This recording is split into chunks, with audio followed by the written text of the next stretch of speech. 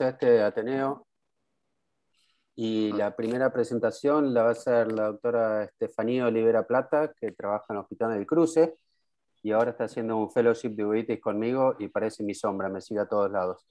Pero bueno, tienes mucha iniciativa y bueno, y nos va a presentar algunas cositas de uveitis interesantes que vimos últimamente. Tefi. Bueno, muchas gracias. Buen día, ¿cómo están? Este caso que les traigo lo vimos con Emilio en el consultorio. Se trata de una chica joven, miope, de -4, -5, sana, sin ningún otro antecedente, que consulta porque tenía fotopsias de una semana de evolución. Al examen físico, la agudeza visual mejor corregida en el ojo derecho era de 10 décimas y en el ojo izquierdo veía media décima. En la biomicroscopía, en ambos ojos no tenía nada de inflamación, estaba todo normal, la presión también era normal, y en el fondo de ojos, el ojo derecho no tenía nada, y en el ojo izquierdo encontramos con esto, una lesión blanquecina acá, yuxtafobiolar, sobreelevada, y además tenía estas lesiones que se ven bien chiquititas, más blanquecinas, cremosas, multifocales, que estaban por fuera de arcadas, y también hay algunas por dentro que son muy sutiles, pasan casi desapercibidas. Por ahí acá en la foto green se pueden apreciar un poquito más, pero en la autofluorescencia se ven bien. Se ve, bueno, la lesión en la mácula con áreas hipoautofluorescentes e hiperautofluorescentes, y estas lesiones multifocales, polioretinales, que son hipoautofluorescentes y tienen un alito alrededor hiperautofluorescente. En el OCT se puede ver que la lesión macular en una membrana neovascular, y además de eso tiene una alteración en las capas externas de la retina. Fíjense acá comparando el ojo izquierdo, que era el ojo que estaba afectado, con el ojo derecho, que se ve perfecto, todas las capas indemnes. En el ojo izquierdo como las capas externas estaban un poco más alteradas. Entonces, ante esto, una paciente que viene con unas lesiones foroides multifocales, unilaterales, ¿alguno se anima a dar algún diagnóstico? ¿Tiene idea qué podría ser? ¿Tiene una membrana neovascular? Una placoide multifocal podría llegar a ser. Bueno, para la placoide multifocal, por ahí las lesiones son un poco chiquititas, ¿no? Pero está bien. Dentro de las opciones que uno podría tener, tenemos que es una corioretinopatía multifocal, ¿no? Por lo pronto. Pródromo, gripe, algún No, fiebre. nada. No. Nada. Pensando en que, Laura, eso. Bueno, que hay varios síndromes de puntos blancos, algunos se asocian a pródromos virales, otros no. Perfecto. ¿La papila estaba normal? Sí, totalmente normal. Ahí si querés te muestra, ¿no?, la fotito. Estaba perfecto, sin papilitis, Porque sin vitreitis. más que a nivel coroideo, parecen más a nivel del epitelio pigmentario, ¿no? Por el OCT. Sí. Sí. No tenemos OCT que pasen por las lesiones esas chiquititas justo. Pero bueno, la autofluorescencia tienen esta imagen así, hipoauto, bueno, con ese bordecito. ¿Un PIC no puede ser? Podría ser una opción. Entonces, ahí haciendo una búsqueda de más o menos los puntos blancos que podrían parecerse, tenemos varios. Uno de estos podría ser la coroiditis multifocal con panuveitis, por ejemplo, que es multifocal, es recurrente. En esta chica era la primera vez que refería a esto. Es bilateral, pero bueno, puede ser asimétrica. Y se da en pacientes jóvenes sanos, en general pueden ser mujeres miopes. Son jóvenes entre la tercera y quinta década de la vida. Esta era una chica un poquito más jovencita, tenía 17 años. Las lesiones suelen ser... Jóvenes, pero más o menos, digamos. Sí, jóvenes. Gracias Son por jóvenes. Quiere quedar bien con el jefe, ¿viste? Es terrible.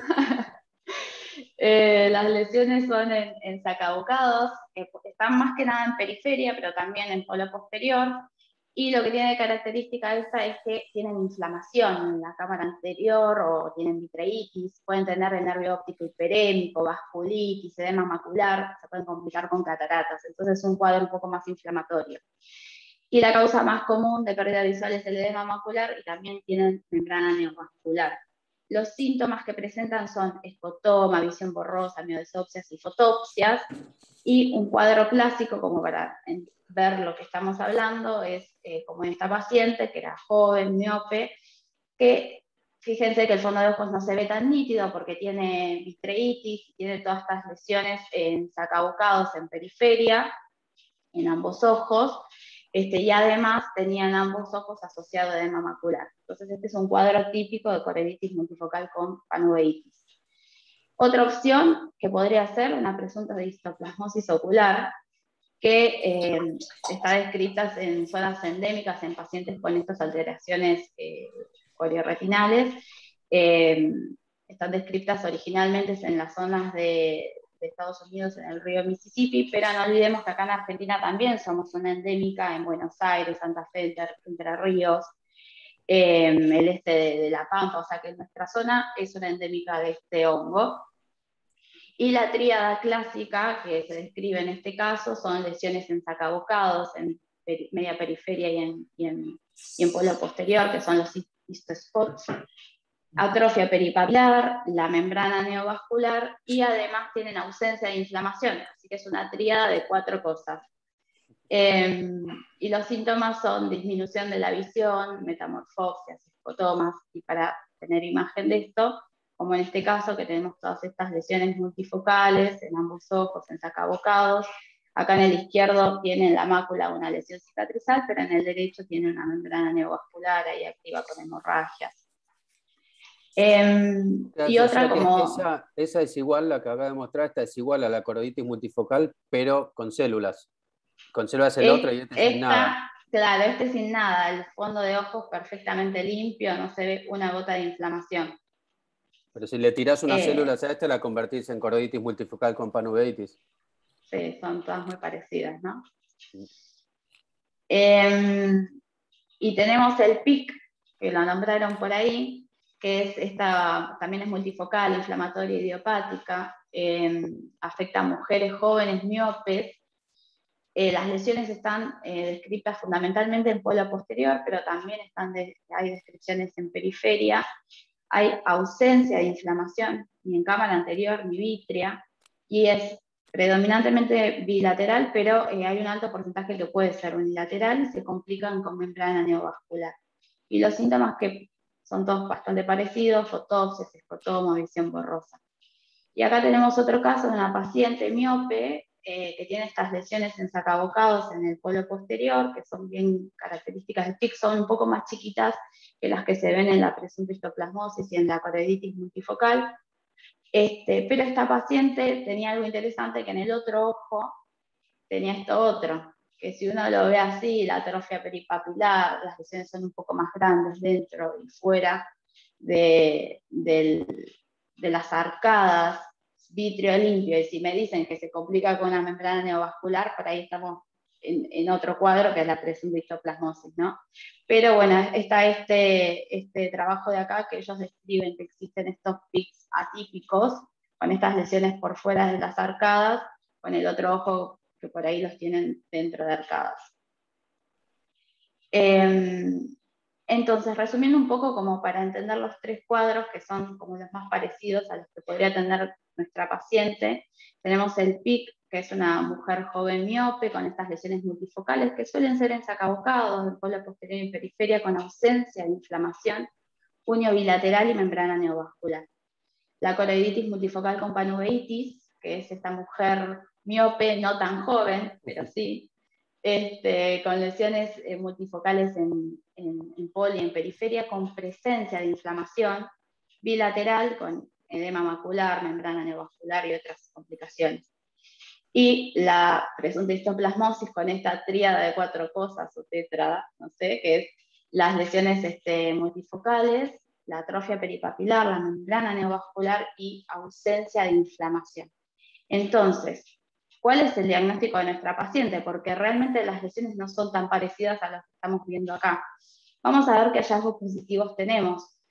Tenemos que es una mujer joven y miope, que las lesiones son de coroiditis multifocal o de corioretinitis, están bastante profundas, pero son blanquitas, más cremosas, bien chiquitas, y que en la autofluorescencia se ven así, hipoautofluorescentes con ese halo hiperautofluorescente. Esto nos habla de que son lesiones más agudas. Esto se puede ver en estas patologías cuando las lesiones se agarran agudas. Lo que sucede es que muchas veces no consultan hasta que tienen la membrana neovascular, por ejemplo, y entonces ahí es cuando les baja la visión. En este caso, la paciente debuta con esta membrana neovascular, pero tiene todas estas lesiones que están de reciente comienzo, así que en un tiempo cuando las veamos, seguramente estas lesiones se conviertan en sacabocados. Es unilateral, tiene membrana neovascular y ausencia de inflamación. Se ve perfecto el fondo de ojos, no tenía nada de vitreitis, no tenía nada en cámara anterior, así que esto sería una coroidopatía puntata interna aguda, y eso es todo. Gracias. No sé si tienen dudas, preguntas, se hable muy rápido. Poné la foto color de vuelta, Steffi, ¿Está? esa. ¿Cómo la trataste? ¿Le pusiste un antiangiogénico para esa membrana neovascular? ¿Qué hicieron con ella? Así es, se le puso un antiangiogénico para la membrana neovascular. Después la otra duda que había era con estas alteraciones de las capas externas de la retina, si darle algo más para la inflamación o no, pero por lo pronto tiene el antiangiogénico nada más. ¿Y respondió bien o tenés idea si ya tiene un seguimiento? Todavía no tiene seguimiento, tiene que volver. Van 2 semanas, creo, del tratamiento. La duda y la controversia en la literatura es si a estos pacientes además hay que darle antiinflamatorios, porque como vieron en la OCT, es nada que ver un ojo con el otro. El ojo normal se ve perfecto y el otro se ve casi todas las capas de la retina alteradas, bastante leve, pero una alteración que es muy difusa, además de las lesiones puntuales y de la membrana. Ahí se ve lo que es la diferencia entre uno y otro. Entonces, algunas personas hasta los inmunosuprimen a estos pacientes. La verdad es que además es raro ver, como decía Steffi, es raro ver un pic así agudo. Normalmente vos los ves cuando tienes ya las lesiones en sacabocado, que la OCT está normal y que se complican con una membrana, pero el cuadro agudo es bastante raro, por eso es que no es muy típico lo que estamos mostrando, porque es una forma de pic bien aguda y que además debuta con membrana, lo cual también es bastante poco habitual. Así que bueno, nos pareció interesante para reconocer estas lesiones, que además cuando son nuevas, estas lesiones ahí es donde dan fotopsias, que es el síntoma característico. Cuando vos tenés lesiones en sacabocado no tienen ningún síntoma salvo que tengan una membrana. Pero las fotopsias se dan así cuando recién empieza. Creo que es interesante ver en el OCT que estas membranas son por delante del epitelio pigmentario, y ahí en el OCT se nota bastante. Me acuerdo hace años previo a los antiangiogénicos que operé a una y le saqué la membrana, y al día de hoy está con 4 o 6 décimos, o sea, hace más de 20 años yo creo, pero era bien limitada la membrana, distinta de las normales. Qué viejo que sos, Arturo. Vos me dijiste que le haga eso, así que... Era lo típico sería el diagnóstico diferencial con el Muse? ¿Cómo sería, digamos? Que es el gran diagnóstico diferencial, ¿no? Ahí. Sí, puede ser porque las lesiones son muy chiquititas, pero las lesiones en el Mutes nunca tienen la autofluorescencia distinta, son lesiones más en la retina profunda, son bien blanquitas, es verdad, pero también la membrana neovascular en el Mutes no aparece, porque como no hay ruptura de la Bruch, es rarísimo que tenga una membrana. Claro. Por eso tu pregunta es si tenía alteración del nervio óptico. Sí, exacto. Bueno, no se veía la granularidad de la mácula porque también había una membrana, ¿no? Pero bueno, el tamaño de las lesiones daba para pensar en Mutes como diferencial. Pero, y unilateral también. Claro. Y unilateral también. Sí. Muy interesante el caso. Que la histoplasmosis y todas estas lesiones, estas membranas vasculares secundarias a lesiones inflamatorias, eran las únicas en las que podíamos hacer algo, porque las sacabas realmente y tenían buen pronóstico, porque como decía Arturo, crecían por encima del epitelio pigmentario, las famosas membranas tipo 2. Ahora no importa dónde estén, porque le vas a poner antiangiogénico de todas maneras. Y la otra cosa que confunde en este caso es las lesiones en la media periferia, que ahí es donde uno piensa por ahí, ¿será un pico, será otra cosa? Que está descrito como un pico atípico, ¿no? Atípico, pero no es tan frecuente encontrar lesiones en media periferia, más frecuente en el polo posterior. Sí, así es, eso es lo que nos frenaba al principio, que eran lesiones nuevas y que no tenían la ubicación, pero bueno, había por lo menos un par de lesiones en el polo posterior y una de esas que generó la membrana. Bueno, pasamos al segundo caso.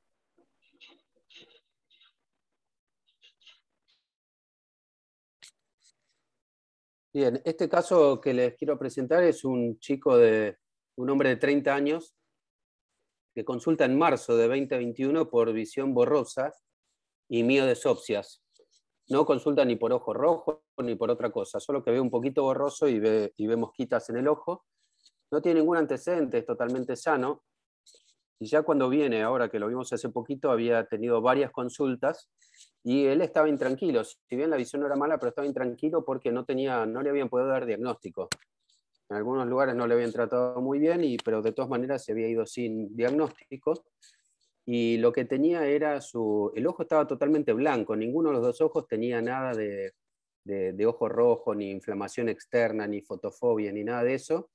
La visión estaba perfecto, tenía una presión normal, el ojo derecho era totalmente normal y el ojo izquierdo, ahora vamos a ver las imágenes, pero de entrada tenía 2 cruces de células, solo en el ojo izquierdo. Entonces vemos la imagen, que el ojo se lo ve bien, o sea, no llama mucho la atención, no tiene sinequias, la córnea está transparente, pero van a ver que hay algunos precipitados y algunas cositas que son interesantes. Entonces, unilateral, ya medio crónico, porque además había hecho algún tratamiento con gotas, ya lo había dejado, estaba sin nada. Pero cuando vemos los precipitados queráticos, ya todos nos imaginamos un poquito de qué se trata, ¿no? No hay muchas entidades que nos den los precipitados queráticos de esta manera. Acá lo vemos con más aumento, y se ven los precipitados que la mayoría son bien finitos, son estrellados, están distribuidos en todo el endotelio, hay algunos de tamaño un poquito más mediano, pero bueno, precipitados difusos, unilaterales, con ojo blanco, tenemos diagnóstico de Fuchs. Litis heterocrónica de Fuchs. Perfecto, estaba esperando que Martín Devoto dijera algo, hasta los plásticos lo pueden saber a esto. Entonces sí, enseguida pensamos eso, pero ¿por qué es que este chico no tenía diagnóstico? Si hasta ahora parecía todo clarísimo. Bueno, habían algunas otras cositas que tenía este sujeto. Una era que cuando lo miramos con aumento habían nódulos, los famosos nódulos de Keppe, en el esfínter del iris.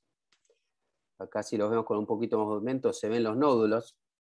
Y entonces siempre la palabra nódulo nos hace pensar en una uveitis granulomatosa. Y la uveitis de Fuchs no es una uveitis granulomatosa. Entonces, ¿sigue siendo Fuchs? Mostrar el fondo. Ah. Pero ¿vos te estarías tranquila con un Fuchs con esos nódulos?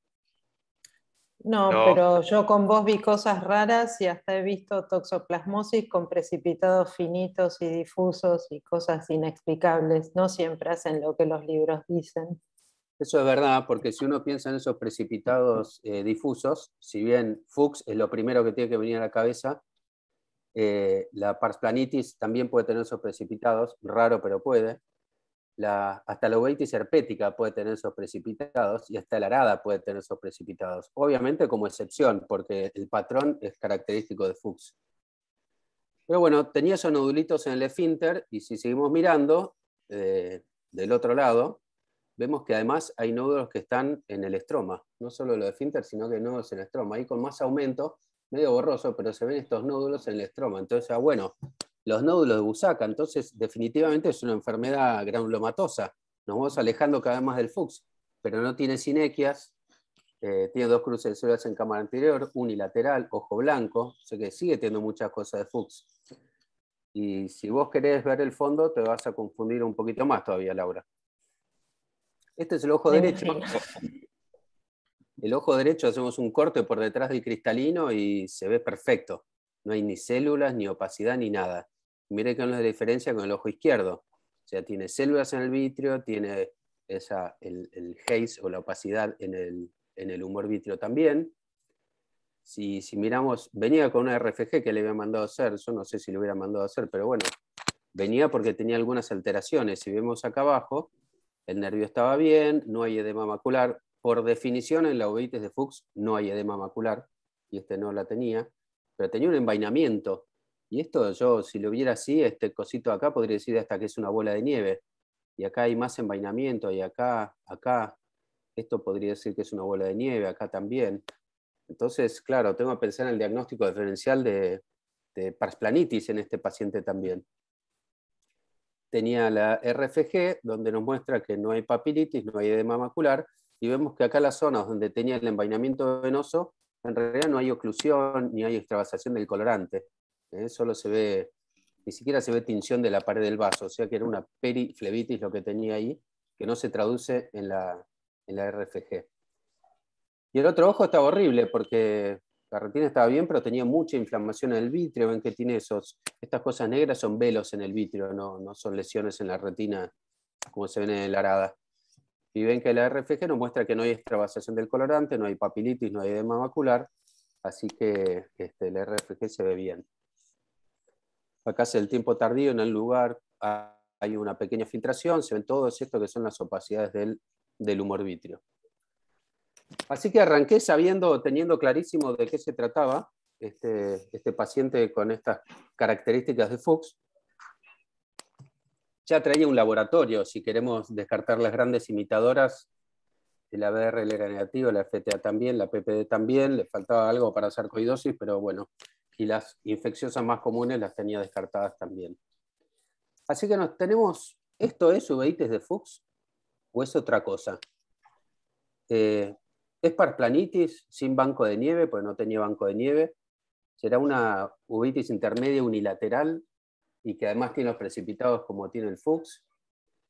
Bueno, entonces si empezamos a poner un poco cuáles son los pros que van a favor de tener una uveitis de Fuchs, es que es unilateral, que tiene el ojo blanco, que típicamente la uveitis de Fuchs tiene el ojo blanco, tiene ausencia de sinequias posteriores, que es típico de esta enfermedad también, por lo menos previo a la cirugía de catarata jamás hacen sinequias.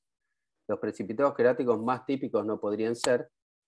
Y los nódulos de Keppe, que llaman un poquito de atención, pero siempre los vemos, o siempre o no, pero en el más o menos 30% de los casos de pacientes con Fuchs podemos ver los nódulos de Keppe. O sea que es un hallazgo que es esperable, no es lo más común, pero es esperable. ¿Cuáles son las cosas que tenía en contra para pensar en uveitis de Fuchs? Son que no tiene heterocromía, y si ustedes se fijan, antiguamente esto se llamaba uveitis heterocrómica de Fuchs. Y como ya sabemos que no todos tienen heterocromía, entonces actualmente se llama uveitis de Fuchs o síndrome de uveitis de Fuchs, que es más raro el nombre, pero se sacó la palabra heterocromía de la denominación porque no todos los pacientes tienen heterocromía. Así que podría seguir siendo. De todos modos, por ahí no hay heterocromía, pero hay como un cambio en el estroma del iris que se ve distinto que el otro, eso tampoco lo tenía. Grande, Vivi. La verdad que no pude verlo porque estaba con la pupila dilatada cuando ya lo vi, pero eso es cuando no tiene heterocromía, el iris afectado, como es una atrofia del estroma, pierde un poco las criptas. Entonces, si uno lo compara con el ojo contralateral, suele ser mucho más plano que el ojo, por más que no tenga heterocromía. Así que ese es un excelente punto que trajiste, Vivi, que no lo sé, la próxima vez lo veré sin dilatar y veré qué pasa. ¿Qué más? Bueno, los nódulos de Busacca, eso ya me parecía más raros. Hace poquito habíamos tenido otro paciente con nódulos de Busacca y nos replanteamos toda la enfermedad de vuelta. Y esto no es lo más habitual en uveitis de Fuchs. El tema de la vitreitis, uno dice que es una uveitis anterior. Si tiene vitreitis, ¿será que estamos en presencia de una uveitis intermedia unilateral, que es más raro, o sigue siendo un Fuchs con vitreitis? Y lo que es más raro todavía es el envainamiento venoso. ¿El envainamiento venoso es parte de esta enfermedad o es otra cosa? Tenemos que llamarlo de otra manera. y la presencia de bolas de nieve. Esto es como una característica casi que define la uveitis intermedia. Bueno, entre todos estos pros y contras, sí. Emilio, vos tenías un paciente una vez, un Fuchs, que lo operaste con una vitrectomía. Me acuerdo que era un Fuchs que le habías hecho una vitrectomía hace unos años. Este será como una característica parecida a eso, que está como un intermedio entre Fuchs y parsplanitis, ¿no? Era un paciente que no estaba muy definido también, y lo dejaste más del lado del Fuchs, pero terminaste con una vitrectomía porque tenía mucha vitreitis. Sí, y hasta había uno que era bilateral con eso. Yo te diría que la gran mayoría de los Fuchs, no la mayoría, pero tendría que fijarme, pero probablemente la mitad les haga cirugía combinada, porque casi todos tienen algún grado de vitreitis. Y después les molesta más eso, porque además empiezan, viste que los síntomas de comienzo casi siempre son las miodesopsias, con lo cual tiene alterado el vítreo de entrada. Así que sí, la vitreitis es una manifestación. Pero bueno, si uno mira todas estas cosas, sobre todo los contras, dice, ¿cómo puedo distinguir yo una uveitis intermedia unilateral de un Fuchs? Y la realidad es que se acercan mucho a los dos en algún punto. Una pregunta, ¿te importa tanto distinguirla? Sí, es mi curiosidad científica, académica y personal. Porque el tratamiento no lo cambia, lo va a cambiar la sintomatología y la molestia que tenga, ¿no? Eso es verdad, pero sí, pero siempre me molesta no saber qué tiene. De acuerdo. Entonces bueno, empezamos a investigar un poquito más, a ver si le poníamos un nombre propio a esto, una enfermedad distinta. Y bueno, y entonces, claro, dentro de los diagnósticos diferenciales aparece, por supuesto, la uveitis intermedia, para mí, como diagnóstico diferencial principal. Imposible distinguir porque ninguno de los dos tiene análisis positivo ni nada, solo manifestación clínica. Como bien dicen ustedes, el tratamiento puede ser más o menos igual. Sin embargo, el Fuchs, uno sabe que normalmente no necesita tratamiento porque se arregla solo, o porque tiene una uveitis de muy bajo grado, que en realidad el tratamiento es peor que dejarlo a su libre evolución. Y después otros diagnósticos diferenciales son, sobre todo en Estados Unidos, la sarcoidosis acá es más rara, que te puede dar ese envainamiento venoso. Y si miramos los precipitados queráticos, como les decía antes, es la uveitis intermedia, las uveitis herpéticas, la uveitis anterior por citomegalovirus también puede dar precipitados con alguna de estas características. Entonces, este grupo que se llama SUN Working Group, que es estandarización de la nomenclatura en uveitis, en el cual participamos un montón de especialistas de todo el mundo mostrando nuestros casos, lo que hace es tratar de clasificar y ponerle los criterios de diagnóstico para poder publicar todas estas enfermedades. Y el SUN lo que nos muestra es que la uveitis de Fuchs es uveitis anterior, con células, con los precipitados queráticos, que es unilateral, que puede tener heterocromía o no, que puede tener esa atrofia, como dice Vivi, del estroma y los precipitados, y que no tiene que tener ni sífilis, ni sarcoidosis, ni ninguna enfermedad herpética. O sea que no habla nada de las manifestaciones posteriores, por ejemplo. Y lo que sí nos dice es que no todos los pacientes tienen heterocromía y que se tiene que llamar uveitis de Fuchs. Hasta ahí no avanzamos mucho con esto, que es uno de los papers más importantes. Pero los turcos, que publican cosas muy interesantes, nos muestran si la uveitis de Fuchs es diferente de lo que conocemos. Y acá juntan un montón de casos, 258 pacientes, con edad media que es bien propia del Fuchs. Hay un porcentaje bastante alto de bilaterales, porque esto no es habitual. 22% tiene nódulo de Keppe, 2,5% de nódulo de Busacca, contestando un poquito a las preguntas de nuestro paciente. Y heterocromía solo el 30%, 31% de sus pacientes tienen heterocromía. Hasta ahí todo bien, porque la heterocromía es muy variable de acuerdo a las razas. También nos muestra que todos los pacientes, ellos dicen que 100% de sus pacientes con Fuchs tienen algún grado de vitreitis. El grado 1 vendría a ser cuando apenas se ve un poquito borroso la papila, grado 2 donde se ve medio borroso, y grado 3 muy borroso, y grado 4 donde no se ve. No tuvieron grado 4, algunos grado medio, como lo llaman, pero todos los pacientes tenían algo de vitreitis, lo cual es una novedad porque hasta ahora era solamente una uveitis anterior. Y también nos muestra que dentro de las manifestaciones posteriores de estos 258 pacientes, Algunos 10% tienen alguna cicatriz corioretinal, que también se pueden ver en la uveitis intermedia. Envainamiento venoso casi 10%, que esto es totalmente novedoso porque nadie lo había descrito antes. También nos muestran membranas prerretinales periféricas, como ahora les voy a mostrar, o en el polo posterior, por encima del nervio. Entonces, acá está el envainamiento venoso. Acá están las membranas prerretinales periféricas, que también es algo bastante común de ver en los pacientes de uveitis intermedia, o membranas por encima del nervio óptico. Todas manifestaciones. Yo les podría decir que esto es una bola de nieve y esto es una membrana. Esto es una cicatriz corioretinal. Acá envainamiento venoso. Así que montones de alteraciones que son comunes con la pars planitis. Y además, a muchos de estos pacientes le habían hecho fluoresceína, que jamás se me hubiera ocurrido hacer una fluoresceína a un paciente de una uveitis de Fuchs. Y ven hiperfluorescencia del nervio óptico en casi la mitad, envainamiento sin extravasación, lo mismo que le mostré de este paciente, como que algo típico, y jamás edema macular. Entonces, al final tenemos este paciente que tiene 30 años, que viene bollando sin diagnóstico porque tiene precipitados que son característicos, pero tiene nódulos que se pueden dar en el Fuchs, pero son menos comunes.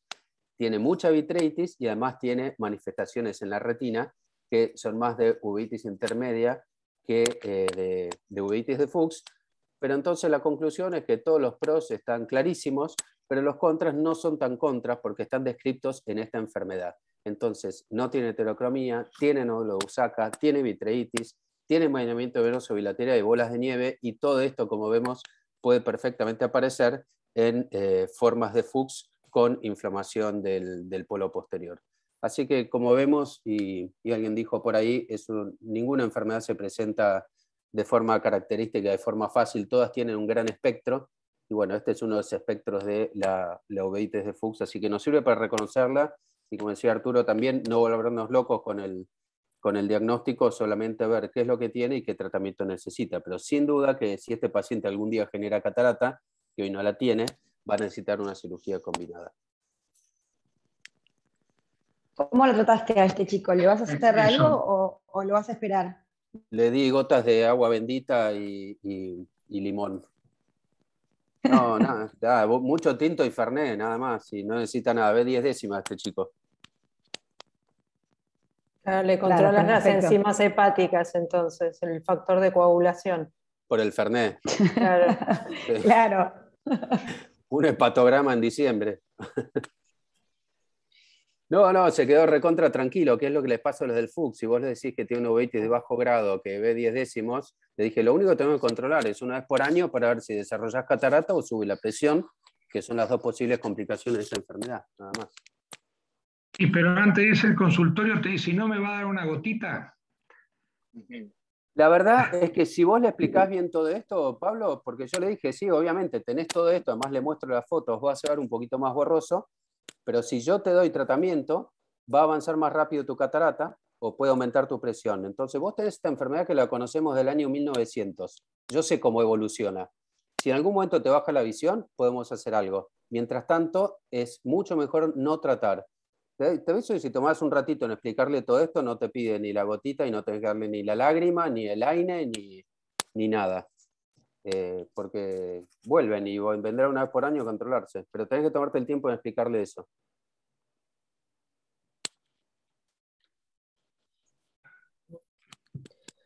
No tenés que darle lágrima porque no vive en San Juan, por eso. Sí, no, por eso. Yo, si viviera en San Juan, por ahí le doy lágrima. Acá le doy fernet nomás.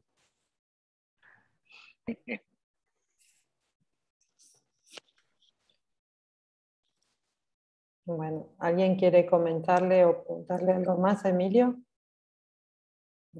Vamos ahora que los duermo. Me asusta el conito ese.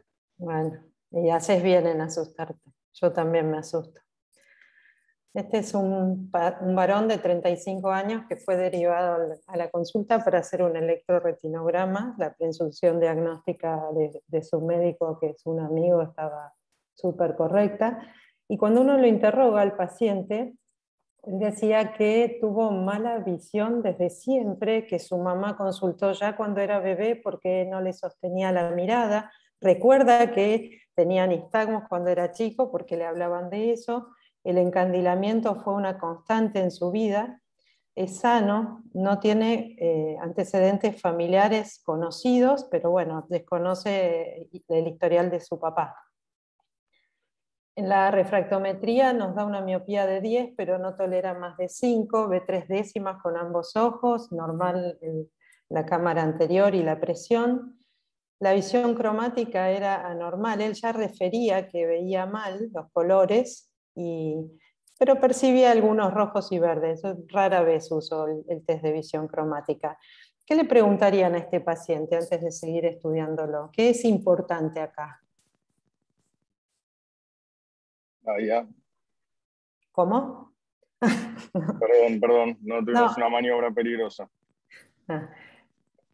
Cuando estamos tratando de diferenciar enfermedades y sobre todo pensando en esta área que me compete, que es la de las distrofias retinales, tenemos que saber si está estable o si nota progresión. Es una gran diferencia que tenemos que hacer en la historia visual de estos pacientes, porque las implicancias son distintas. Él vino tranquilo, él vino a hacerse el estudio, pero no notaba que la visión le estuviera cambiando.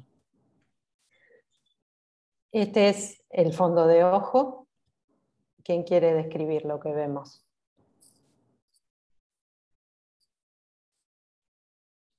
Díganme que no estoy sola. No está sola. Gracias. Bueno, acá el tiene vitro una atrofia, dale.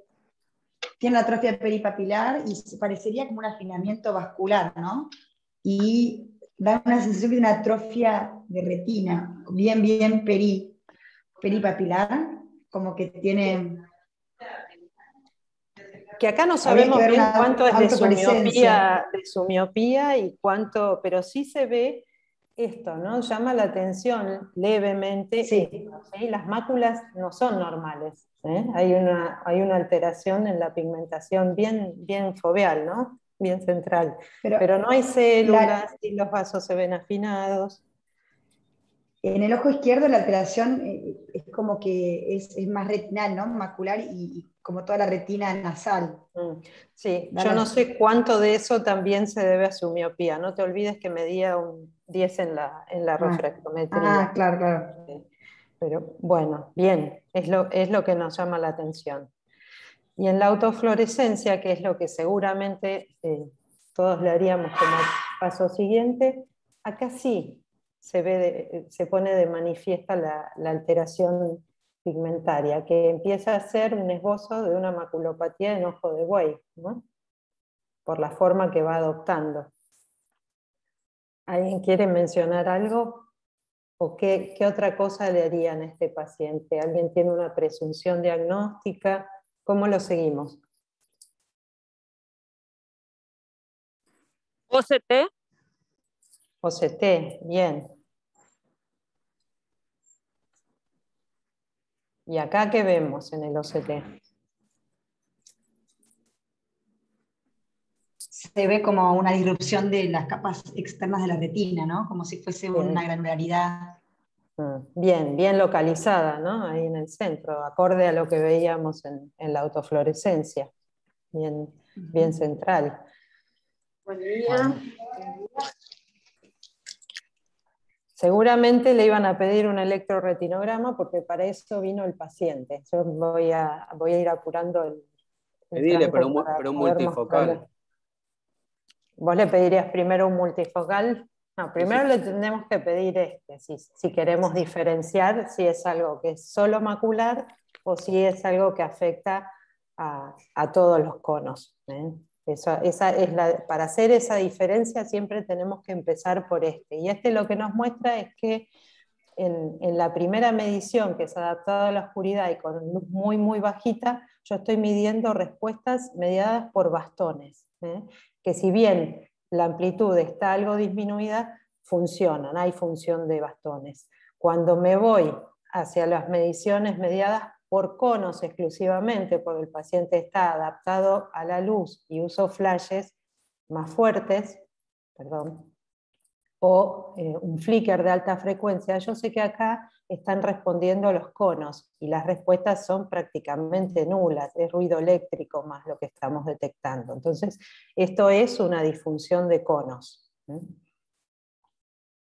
Ahora, hay varios tipos de disfunciones de conos y a eso vamos a hacer un breve repaso. Son afecciones retinales heterogéneas de causa genética. La mayoría de ellas son estacionarias, y eso es lo importante, y por eso remarqué que le teníamos que preguntar al paciente si notaba que estaba cambiando su visión. Y todas se manifiestan de la misma forma, con baja de visión, algunas de ellas a edades muy tempranas, alteración de la visión cromática, nistagmos, cuando esto empieza en los chicos, pero desde que son bebés, y fotofobia, esa es la otra gran característica. Cuando vemos chiquitos que no siguen como deberían seguir, que vemos nistagmo y fotofobia, lo primero que tenemos que pensar es en esto. Me llamó la atención, este es un trabajo que publicó el grupo de Moorfields, y pusieron que para ellos era la segunda causa de ceguera legal en la infancia y en jóvenes en edad laboral, las disfunciones de conos como grupos.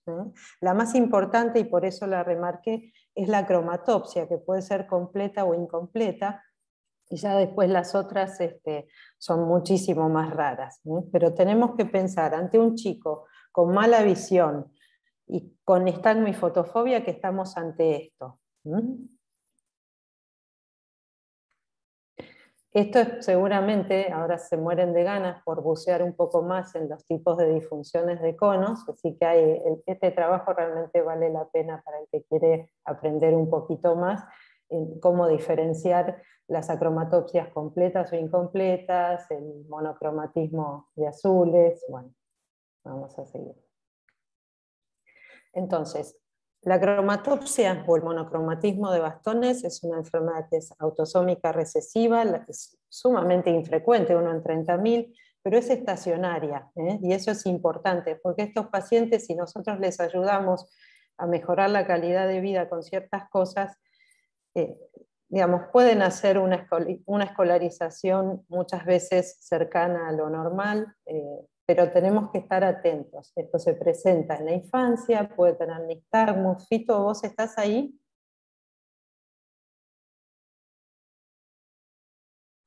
Bueno. Silenciado, Fito. Ahí está. ¿Se escucha ahora? Sí. Yo ayer le pedí a Fito que nos dijera cómo procedemos si nos traen un chico chiquito que tiene nistagmos, más allá de lo que estamos diciendo ahora. ¿Qué tenemos que pensar? Sí, generalmente cuando te llega un chico con nistagmus, lo primero que ocurre es que ya pasó por el neurólogo y se fumó una resonancia bajo anestesia y toda una serie de estudios neurológicos, porque lo primero que el oftalmólogo general piensa que es algo neurológico, ¿no? Y en general, justamente la mayoría, siempre el lema es, de cada 10 chicos con nistagmus, 9 es por un problema visual.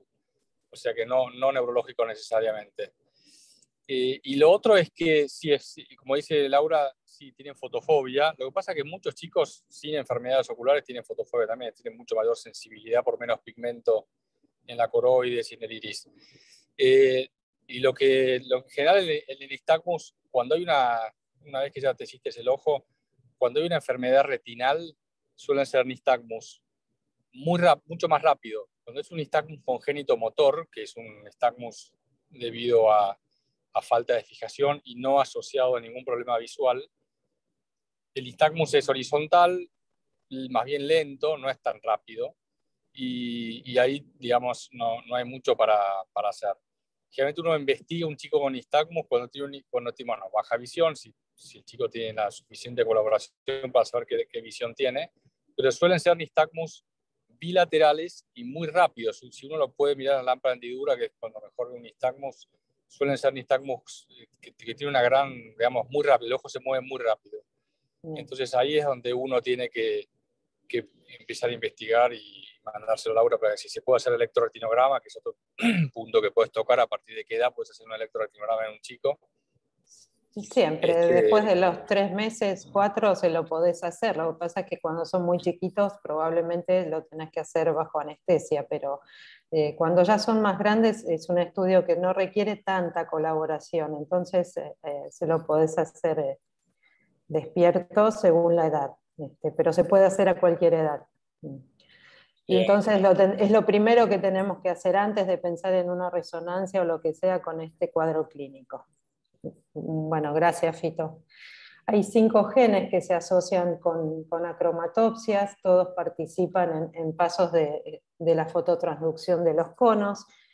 CNGA3 y B3 son los más frecuentes. Y hay una disrupción que es variable en la estructura de los conos, pero no están ausentes, y esto es importante en cuanto a que hay terapias génicas en marcha, y para seleccionar qué pacientes se incluyen o no en los trials, estas técnicas que se llaman AOSLO nos permiten ver en vivo en pacientes humanos cómo está la estructura, la densidad de los conos. Es maravilloso lo que se está logrando.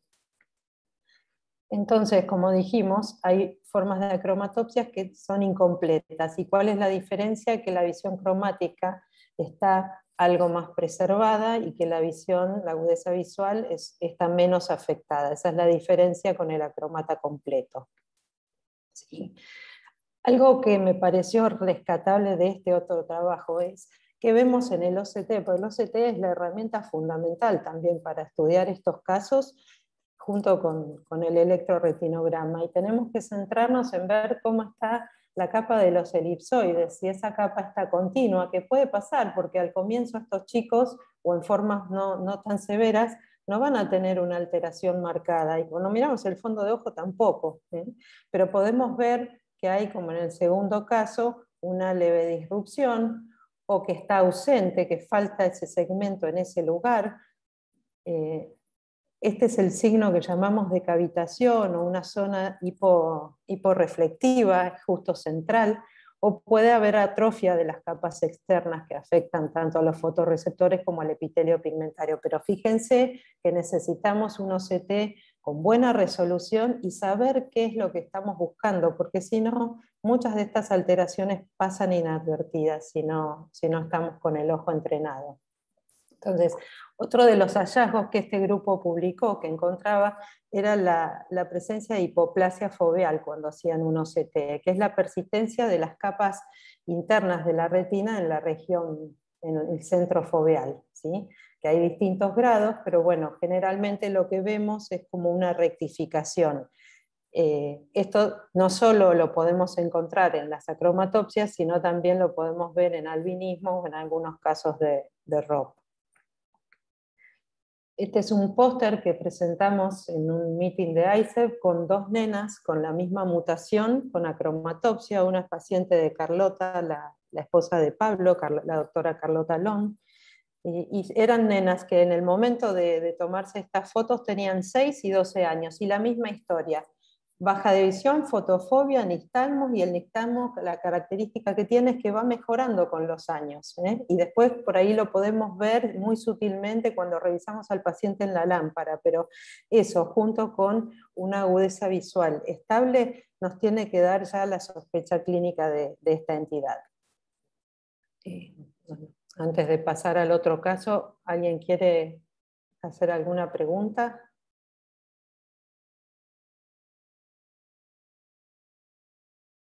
Bueno. ¿Cómo lo tratás? ¿Cómo podés hacer que mejore el tema de los filtros?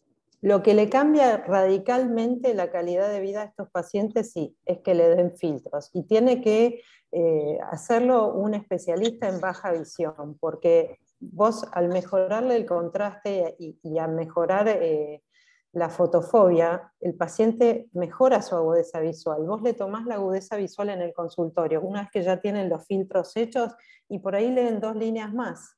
Es notable. Los chicos obviamente también tienen un gran poder de adaptación, entonces eso lo explotan muchísimo. Y bueno, y hay terapias génicas en marcha cada vez más. El grupo de Moorfields es uno de los que tiene, pero todos los grandes centros ya van teniendo, sobre todo para la cromatopsia completa, que son las que empiezan a edades tempranas y son más comprometen más la visión, ¿sí? Pero acuérdense de esto, que en el fondo de ojo no van a tener muchas alteraciones, entonces lo tienen que ir a buscar con autofluorescencia, con OCT y con electroretinograma. Si son chicos muy chiquitos, alguna de esos estudios no los van a poder hacer, por supuesto. Y después el diagnóstico molecular. Bueno, y este es un caso para complementar lo que acabamos de ver. Esta es una mujer de 44 años con disminución de agudeza visual en ambos ojos que comienza a los 30 años. ¿Sí? Tenemos que acordarnos que las afecciones tanto de mácula como de cono pueden empezar a cualquier edad. El encandilamiento es algo que la venía molestando, por lo demás es sana, y lo único que refería como antecedentes de su papá con degeneración macular relacionada a la edad, que comenzó a los 50 años, un poquito más temprano de lo que uno esperaría en una DMAE. Bien. ¿Qué hacemos con una paciente que consulta por esto? ¿Qué le pedimos?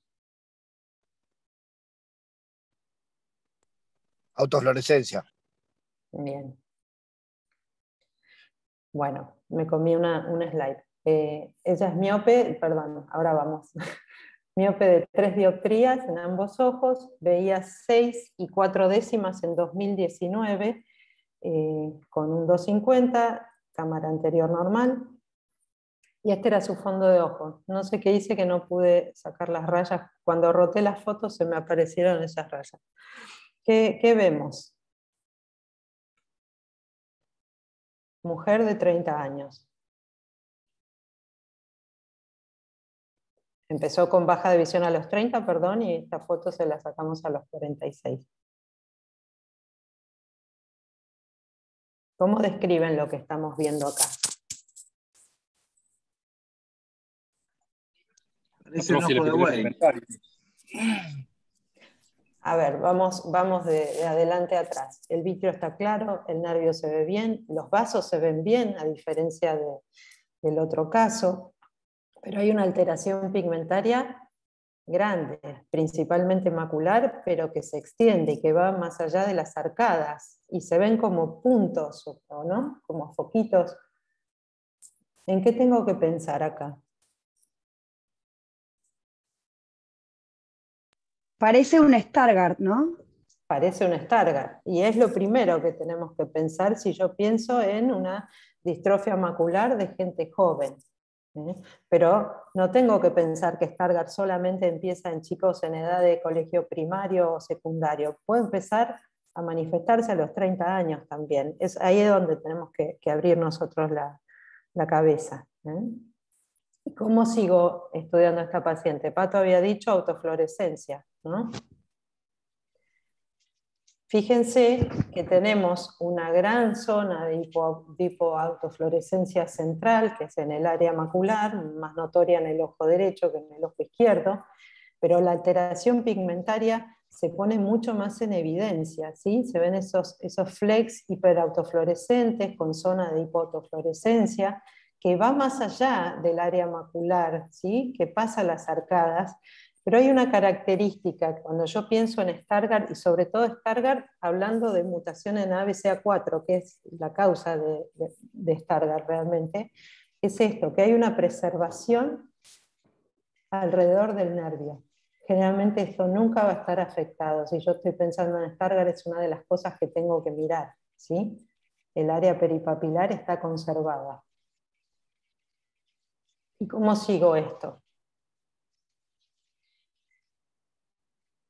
¿Cómo sigo estudiando? Un electroretinograma.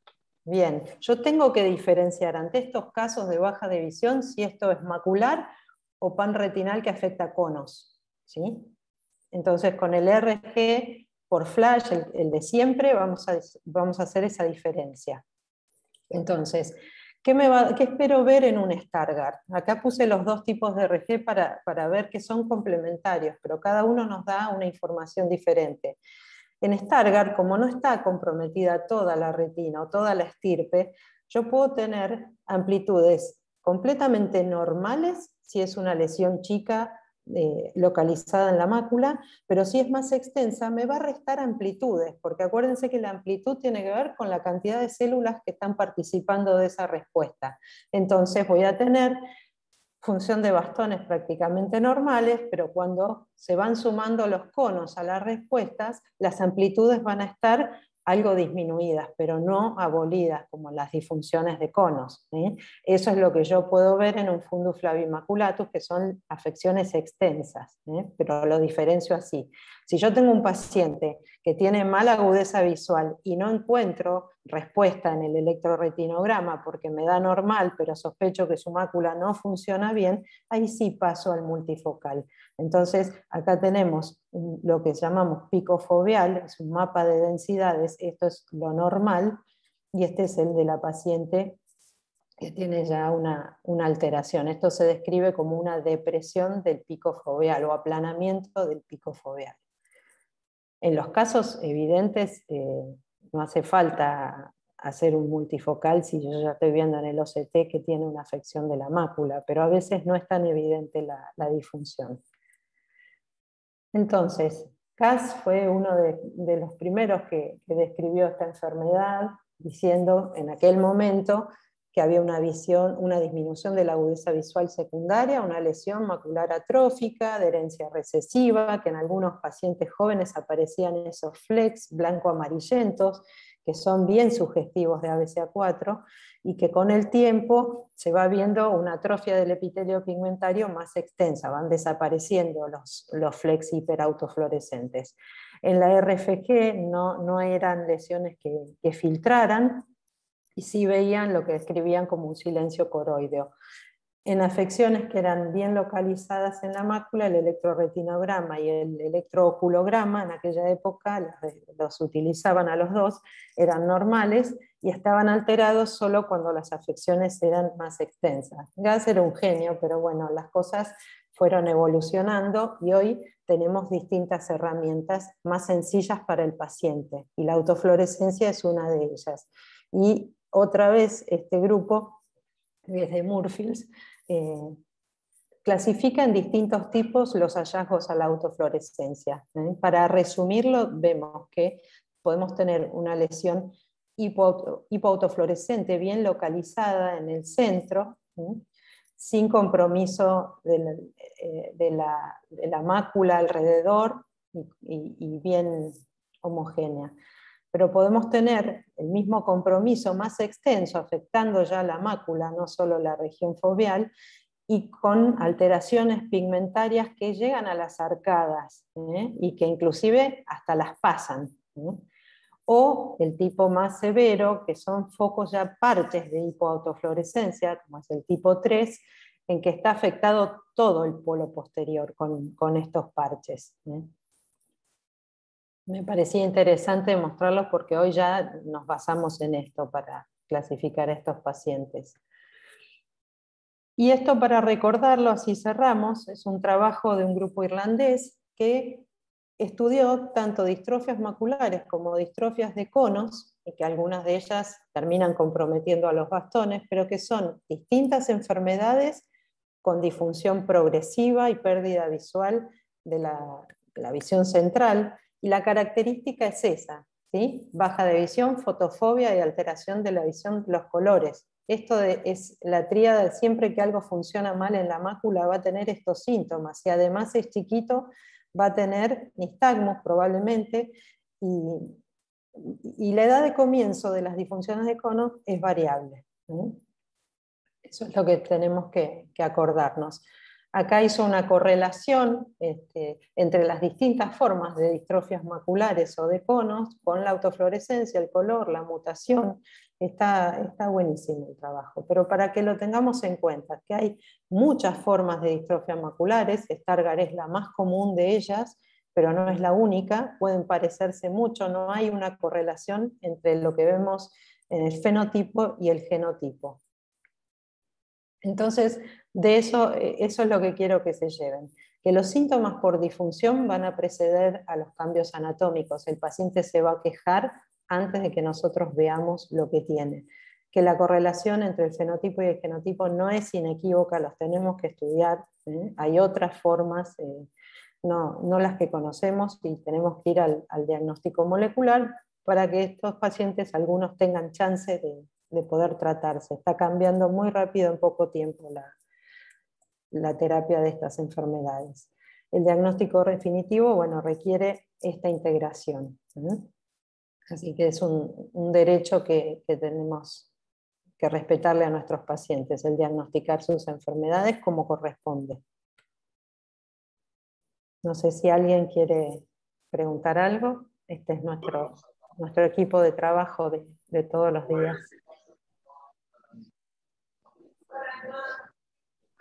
Bien. Bueno, gracias. Bueno, nos vemos la semana que viene. Chao, Lau, gracias. Gracias. Chao. Chao. Hasta luego. Chao. Gracias. Gracias, muy buena, Gracias.